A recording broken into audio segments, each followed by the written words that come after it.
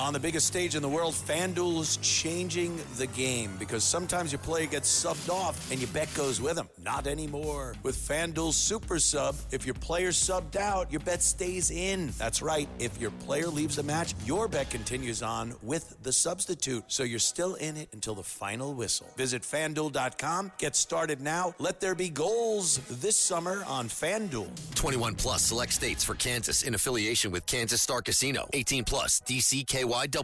Gambling problem? Call 1-800-GAMBLER. 1-800-MY-RESET. 888-789-7777. Visit ccpg.org/chat. Connecticut. Visit mdgamblinghelp.org. Maryland. Visit gamblinghelplinema.org. Call 800-327-5050. Massachusetts. Call 877-8-HOPE-NY. Text HOPE-NY in New York. Call 877-770-7867. Louisiana. Visit FanDuel.com. Get started now. Let there be goals this summer on FanDuel. Listen, all you New Yorkers. Taxi! Okay, we're looking around. This is the 77 WABC minicast.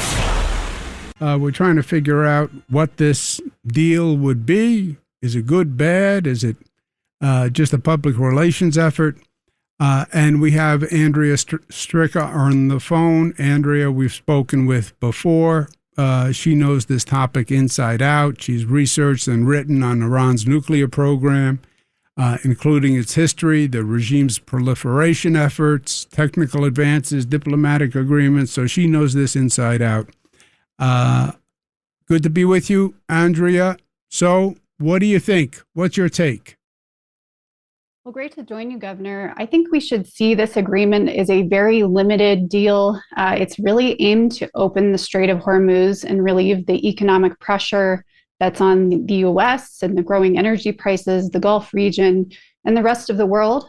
And for Iran's part, it sees a win in that as well, because it's really been losing a lot of revenue, not being able to export its oil.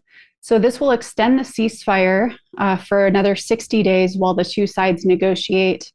But we have to remember that Iran is not required to do anything on the nuclear front during this time.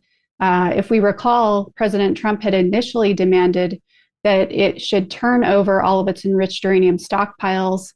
The only thing it has to do now is commit not to acquire, produce, or build nuclear weapons during the 60 days. It doesn't even have to restore UN nuclear weapons watchdog monitoring of the IAEA. So this is really just opening the strait, in my opinion, and I'm not too confident that anything more will happen after 60 days on the nuclear side. Well, you have been consistent.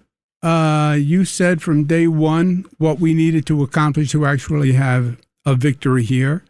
The enriched uranium, the inspections force on the ground, none of that is in this. 60 days more. I think it's just a political way to kick the can down the road. They want to get the Strait of Hormuz opened. Iran gets money, frozen assets released. The political pressure comes down once the strait is opened. But opening the strait only brings us back to where we were, right? I mean, before we started all this, the strait was opened. Now we're going to end it by opening the strait. But then what has been the point of all of this? Well, we're going to figure it out over the next 60 days. No, you're not. Because you would have done that if you could have. You just want the strait opened. And they have total leverage, because if they don't agree, they'll say, well, we'll close the strait again.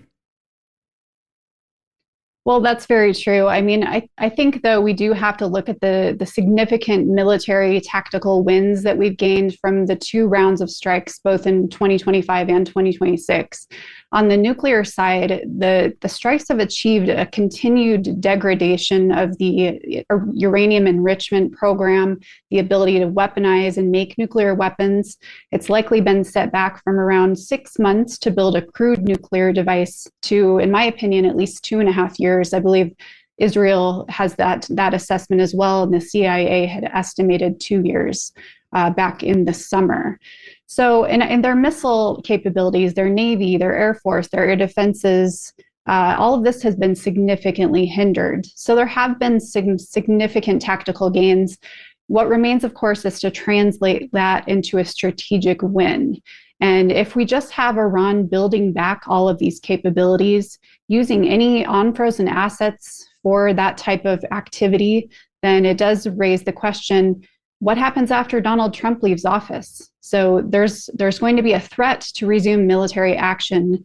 I think it would build if Iran doesn't follow through on committing to negotiations, to delivering something. If 60-day periods go by, perhaps Trump would extend the negotiations a couple of times past the midterm elections. But I think eventually pressure will build on Trump to do something to stop Iran from restoring these efforts. And it just remains to be seen what happens after he leaves office, because then who knows who comes next and who would be willing to take decisive action against this regime. Yeah, but Andrea, you're right. I agree. You've said that. You said that right from the very beginning. What happens when Trump leaves? I'll tell you what happens. Nobody is going back to do this again, right? Obama went here, did the best he could, was criticized for it. Trump was the main critic. He comes in, epic fury, hot after Venezuela. And basically, at this rate, I agree, yes, we degraded their military, set back their enriched uranium. Maybe they were going to have a weapon in 6 months. Now it'll take 2 years. But this was supposed to be, you can sleep well for 20 years, remember? That's what this was. If all we did was buy 2 years, maybe, because nobody really knows what they have and what they're doing, then what's it all about? Well, that's right. I mean, then we fall to Israel to do the job if the United States is not willing to do it again. And if Trump is not willing to go back to military action or restore the blockade. I think also one fallback is simply the regime is always its worst enemy. So it's going to remain under significant economic strain. Even the limited on-frozen assets that it will get in the 30-day period may have some humanitarian use restrictions on them. And then they'll be back to selling oil, but likely only to China and a few other customers, just for a temporary amount of time. And so the U.S. does have that economic snapback at its disposal in order to keep the pain on the regime. So in essence, they may face significant economic damage over the next couple of years. And so if they don't make significant concessions, if they don't take the off-ramp that's offered to them, the rewards that are offered to them in this deal, the U.S. administration says that they get a reward for each step that they would take on the nuclear issue or otherwise. The regime does face significant pressure, and that may also build in terms of protests and people rising up against the regime. I don't know. I'm skeptical. They lie. We're going to give you aid only for humanitarian purposes. Okay. They lie. We know they lie. And we degraded their military.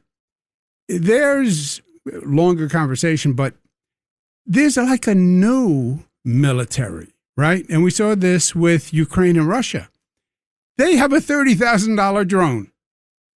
And somebody with a little handheld device, and with a $30,000 drone, they can do a lot of damage. This is not that you need the intercontinental ballistic missiles, massive warships, and you get too aggressive with them, they'll just close the Strait of Hormuz again with their little handheld drones and start charging tolls. I mean, they have a guillotine that they have demonstrated is very effective at cutting at least the economic jugular of the globe.